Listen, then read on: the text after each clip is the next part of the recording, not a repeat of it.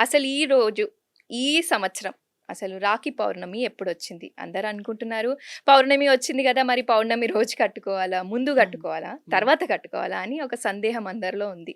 So, మీరు చెప్పండమ్మా అసలు ఈ సంవత్సరం ఎప్పుడొచ్చింది? అంటే రాఖీ పౌర్ణిమ 27, 28 2 తారీఖుల్లో కూడా రావడం జరిగింది. అయితే ఏమిటంటే ఇప్పుడు కూడా మనము చంద్రమానాన్ని ఇప్పుడు కూడా జ్యోతిష శాస్త్ర ప్రకారము కూడా చంద్రమా మనస్సో జాతః అని చంద్రుడిని ఉద్దేశించి చంద్రుడి నుంచి మనం తీసుకుంటూ ఉంటాము. ఆ రోజు తిథి, వారం, నక్షత్రం అవన్నీ కూడా ఏమున్నప్పటికీ కూడా ఆ రోజు జరిగేటటువంటి ఏదైనా తిథిని తప్పనిసరిగా చంద్రుడిని అనుసరించే ఉంటుంది. మరి చంద్రుడు సూర్యోదయానికి ఉన్నాడా లేదా అన్నది జ్యోతిష శాస్త్ర ప్రకారం చాలా ముఖ్యమైనటువంటి విషయం. హ్మ్. అయితే ఏమిటంటే గనక ముందు రోజు అంటే 27వ తారీఖున ప్రొద్దుట ఉదయం 10 గంటలకి అలా మనకి పౌర్ణమొచ్చింది. అవును. ఆ మరుసటి రోజు ప్రొద్దుట 9:48 నిమిషాలు, 9:38 నిమిషాలు పంచాంగాలను బట్టి వెళ్ళిపోతుంది. హ్మ్. మరి వెళ్ళిపోతోంది కదా అని ఆ రోజు విడిచిపెట్టడానికి లేదు. పోనీ ముందొచ్చేసింది కదా అని మనం పండగ జేసుకోవడానికి లేదు. అందువలన 28వ తారీఖు అనేది కరెక్ట్ అనమాట. ఓకే.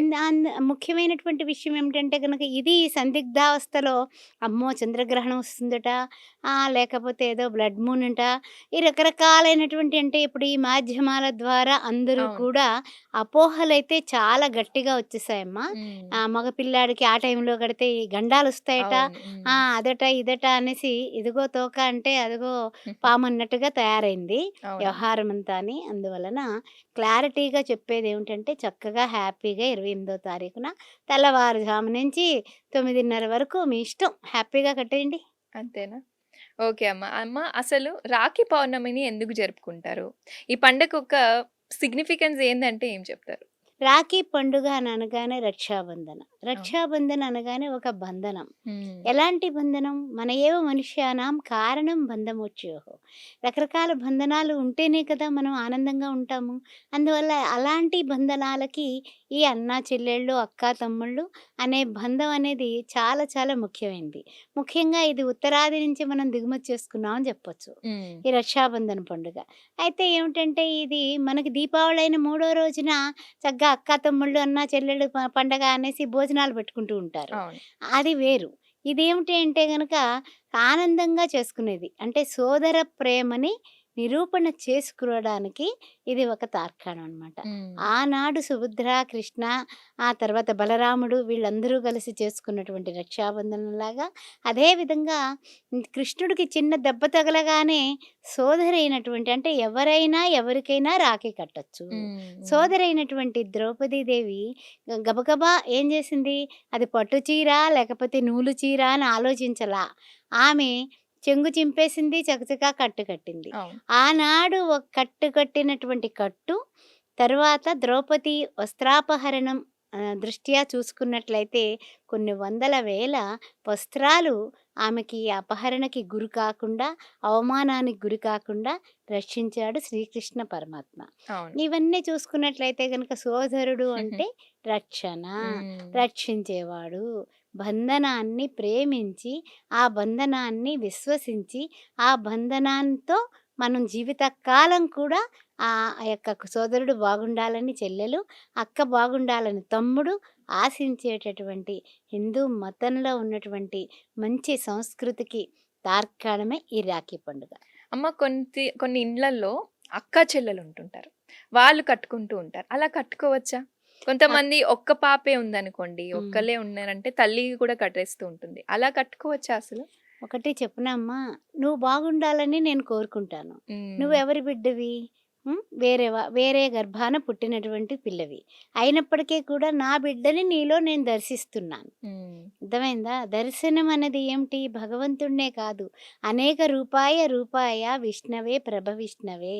అనేక రకాలుగా ఉన్నటువంటి భగవంతుడిని, భగవంతుని కోసం, భగవంతుని వలన మనం సృజించబడ్డాము.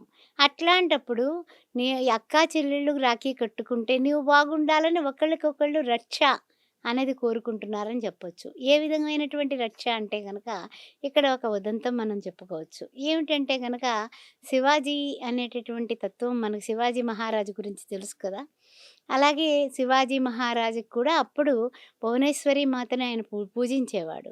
ఆ భవానీ ఖడ్గం అనేది ఆయనకి వచ్చింది. అట్లాంటి ఆయనకు కూడా రక్ష కట్టేవారు. ఎవరు? భార్య కట్టేది. ఓకే. సోదరులే కాదు, భార్య కట్టేది. అంటే అదే విధంగా ఒకానొక కాలంలో ఇంకొక ముఖ్యమైన విషయం చెప్తాను. ఈ రక్ష అనేది ఇంద్రుడికి ఒకానొక సందర్భంలో రాక్షసుల బారి నుంచి యుద్ధం చేసినప్పుడు రాక్షసులతో ఆయన వేగలేకపోయాడట. ఎందుకంటే దేవతలన్నీ కూడా కొంచెం కొంచెం సాత్విక స్వభావం, సున్నిత తత్వం ఇవన్నీ ఉంటాయి. ఇంద్రుడు ఏం చేయాలో అర్థం కాకపోతే యుద్ధానికి వెడుతున్నావు అని సతీదేవి ఇంద్రుడికి చక్కగా రక్ష కట్టిందట.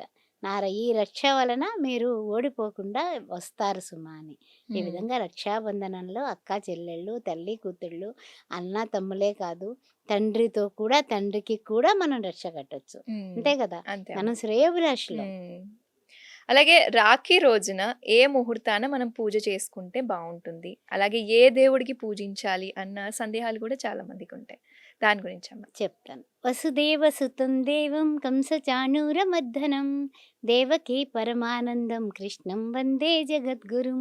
ఆ కృష్ణ పరమాత్మని పూజించాలి. కృష్ణుడు అంటే ఇప్పుడు చూడండి, మనకి ఊరి వెళ్ళామనుకోండి, బలరామ, కృష్ణులు, ఆ తర్వాత సుభద్రతతో కూడి అన్నా చెల్లెలకి ఎక్కడైనా గుడుందా? అక్కడే ఉంది. దాని వలన ఈ యొక్క అన్నా చెల్లెళ్ళ పండక్కి పూజించాల్సింది ఎవరు అంటే ఎవరిని అంటే కృష్ణ పరమాత్మని.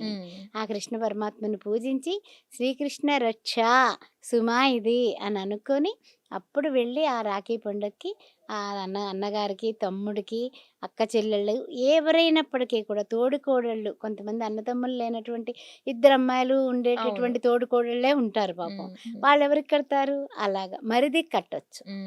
మరిదికి కూడా కట్టొచ్చు. బావగారికి ఓకే. కట్టొచ్చు. ఎందుకంటే సోదర భావం. సోదర భావాన్ని మించినటువంటి భావం ఉందా?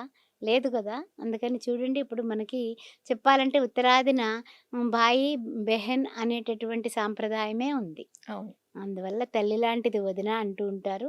అదేవిధంగా ఒక మరిదిని కూడా దేవరని, బహురాణి అని అలా అనుకుంటూ ఉంటారు. అంతేగాని గౌరవానికి తగ్గరు. శ్రీరామచంద్రమూర్తిని ఆదర్శంగా తీసుకుంటారిక్కడ. అందువల్ల ఎవరికైనా కట్టుకోవచ్చు. ఆ ముహూర్తం ఏమిటంటే శుభముహూర్తే సావధాన, శుభలగ్నే సావధాన అంటూ ఉంటాం కదా! అలాంటి శుభముహూర్తం ఏమిటి అంటే గనక ఉదయం నుంచి అంటే బ్రహ్మ ముహూర్త వేళ. అంటే వీళ్ళెవరు లేవరు. పిల్లలనుకోండి, ఎవరు యూత్ లేరు. ఎవరు లేస్తారు? లేవరు.